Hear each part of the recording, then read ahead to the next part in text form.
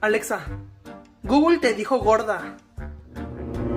Por lo menos no parece que me haya atropellado un autobús. Por lo menos no parezco una esfera de Navidad que nadie quiere poner en su árbol por fea. Por lo menos no me pusieron en descuento después de ver que los asistentes como tú no se vendían. Así, pues por lo menos no andan inventando historias que dicen que estoy endemoniada y que hago ruidos extraños en la ¿A noche. con qué con esas tenemos?